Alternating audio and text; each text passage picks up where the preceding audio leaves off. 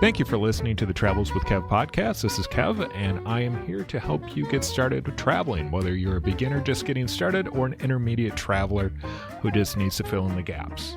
When I say we, I mean you and I. We're on this journey together to get you to travel.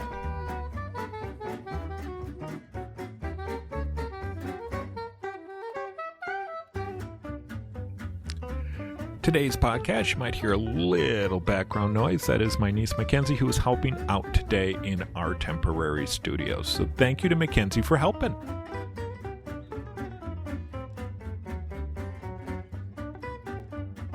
Today's topic is 9 and counting quick travel tips.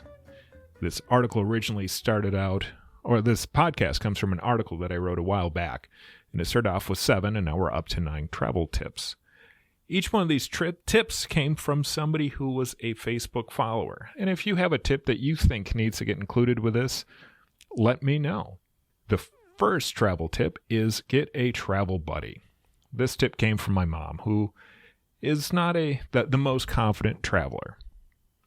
And she likes her travel buddy. Usually it's been me or my dad, but she likes someone who knows what they're doing. A travel buddy is helpful for those travelers with travel anxiety like my mom.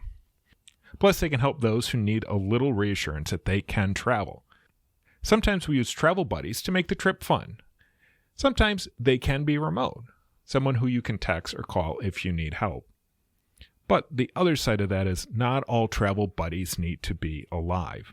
Travel buddies come in all different forms, not just humans. Many travelers I know have fun with a stuffed or plastic animal, such as Betty, a podcaster of Betty in the Sky, who has Herman, who's a plastic turtle with suction cups on his feet. A buddy of mine brings a stuffed shark when he travels. And my niece Mackenzie has brought an alligator on her train trip, which helped her get from Omaha, Nebraska, back to Wisconsin.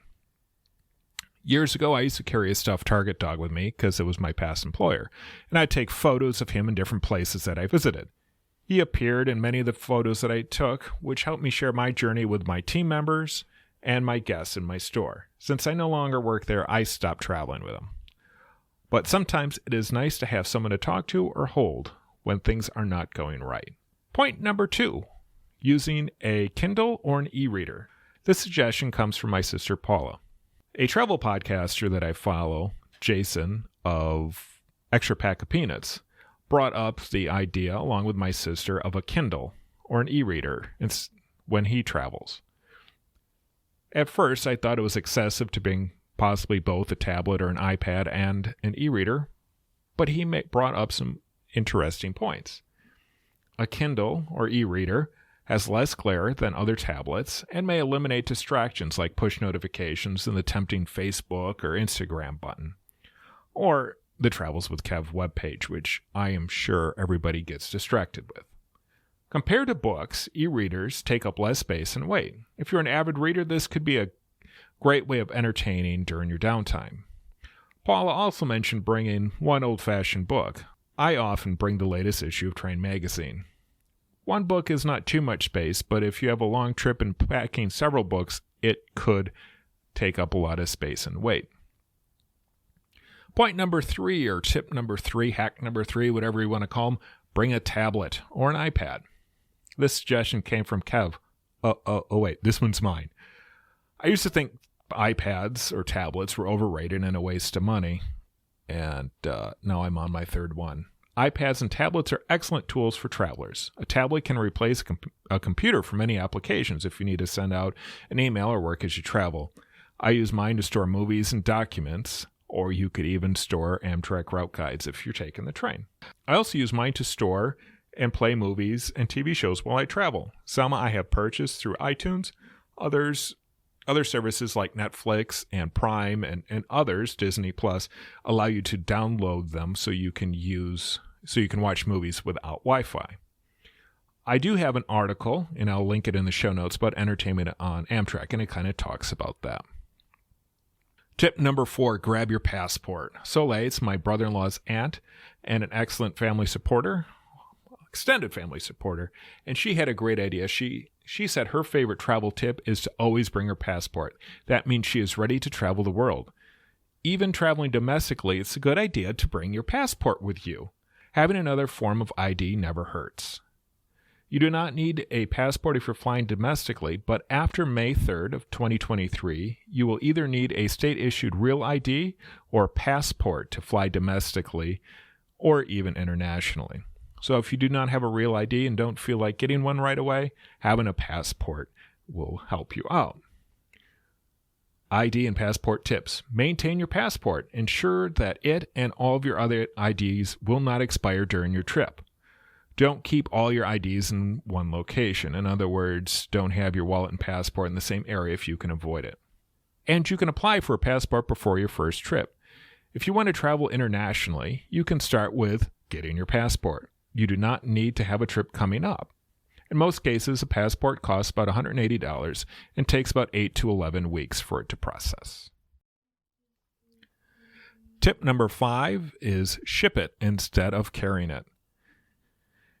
This suggestion came from Greg. He's a non-relative, but he is my barber. And he brought up a great idea. You can ship your luggage instead of schlepping it to the airport. With the price of checked bags, sending your luggage home or to your destination can be cheaper at times. Budget airlines always charges for carry-ons and for checked baggages, and some legacy airlines charge $30 plus for checked baggage. And with Amtrak, you cannot always get checked bag services between all points. So this could be a great option for you. Plus, sending your luggage can save you time by eliminating waiting time at the airport and standing in line waiting for your checked bags to come out. A slight twist to this point. A few times I have sent home some of my dirty clothes instead of bringing it with me, and that allowed me to have extra room in my luggage to bring souvenirs. You can send your basics instead of packing. My sister used to live in Nebraska, and I used to either send stuff out to her or have it as a pickup at Target or stores like that. And that way then I didn't have to pack it and carry things with me. Buying the little travel size things often is a waste of money because it will cost you a lot more than if you bought a bigger container. So especially if you're going to family, just see if you can put a little box together that you can keep there if you visit them often. Point number 6, or tip number 6, hack number 6, Alice brings up this next point of snacks. Once again, this is an extended family member. She is my brother-in-law's aunt. Snacks are a must for train travel, bus travel, and road trips, but you can also bring food when you fly. If you're flying, check with the TSA regulations or buy snacks at the airport. For first-time travelers, everything costs more at airports and train stations. But if you need something, you need something. Alice's favorite snack to bring along when she travels is Chex Mix, one of my favorites. I also like to bring beef jerky and granola bars because they do not take up much space. Tip number 7, travel credit cards and point programs. This hack came from Bob, who's a non-relative. Yay. But we did go to high school together. But anyway, he brought up a great point about reward program points and credit cards. There are many travel-friendly credit cards, and I'm not going to tell you which ones are the best, but I know some travelers use the Chase Sapphire as their favorite card because of the point programs that it offers. But there are also brand-specific cards that can help you, such as Southwest or Amtrak. Many travelers also use the American Express as well. Each card offers different opportunities, and based on what your availability is, your credit rating, and what you're looking for, these could be great options. If you want to travel internationally, make sure you look for a card with no foreign transactions. Most major transportation carriers such as Delta, Southwest, Amtrak, hotels, resorts, cruise lines, etc., all carry some sort of a branded credit card. My folks did this with Amtrak and received several free trips plus other bonuses, which they greatly used to visit my sister. Some of these cards have annual fees, and by paying the annual fees, you sometimes get better bonuses. Let's talk about joining point programs. Even if you don't get a transportation credit card, joining a point program as early as possible is the best way to start earning points. A travel tip. Check with the rewards programs that you're involved with to see if you can earn points when you're shopping online. If you're already shopping, why not earn extra points? I gained over 36,000 extra Amtrak points by doing this. And if you have a rewards credit card and shop through the rewards program, you can bank points quickly. The next one, point number 8, be organized. This suggestion comes from a former boss, and later I replaced her after she quit. Anyway, Lizzie, her favorite travel tip is one that is near and dear to my heart: packing cubes. If you don't know what they are, they're a kind of like a cloth pouch with a zipper on it. And they are great for being organized, because organization's not my strong point, but I'm better when it comes to traveling. Packing cubes, like I was saying, are a cloth bag where you place your clothing or other travel accessories in them and zip them up. Not only do they keep you organized, but they can sometimes compress your garments and squeeze that little extra out of them so you can get that extra shirt or pair of socks in. If you're a beginner traveler, consider getting a set or two. They come in many brands and price points. There's a few things you should look for when buying packing cubes. Avoid all mesh ones because they're not as durable. You want some mesh so you can see what's inside and some ventilation, but you want to make sure that you have a durable product. Small and medium cubes are often more flexible than bigger ones, but having different sizes will give you the most flexibility. You can get everyone a different color when traveling, so it is easier to tell whose packing cube belongs to who. Look for quality. Not all packing cubes are built the same. One of my other favorite travel organizational tips is getting a travel folder.